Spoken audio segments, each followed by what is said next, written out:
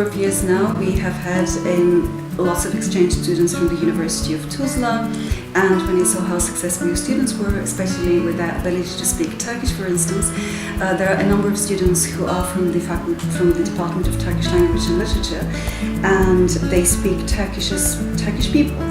And then we had Nihada last year, and she was great too. And we talked about the university, we talked about the department, and we talked about coming and doing some joint projects together. And I said, why not? So that was, in a nutshell, why I'm here. They are kind of both different and similar to the programs in Turkey. How are they similar?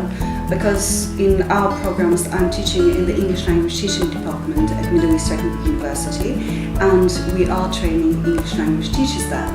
But to become really good language teachers, we think that they need to know a little bit about literature, so they have literature courses. They take translation courses, they take linguistics courses, and they take ELT courses.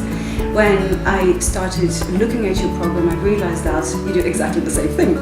You are training people who would be able to become both translators and teachers and linguists, which is, if you ask me, something very good because you're giving your students a choice.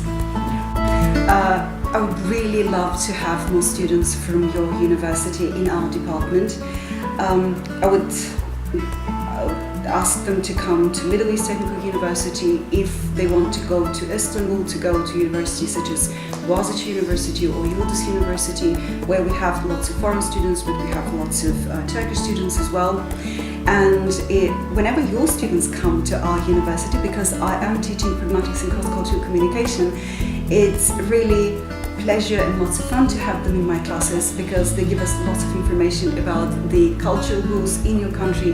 They're learning a lot about the cultural rules in our country.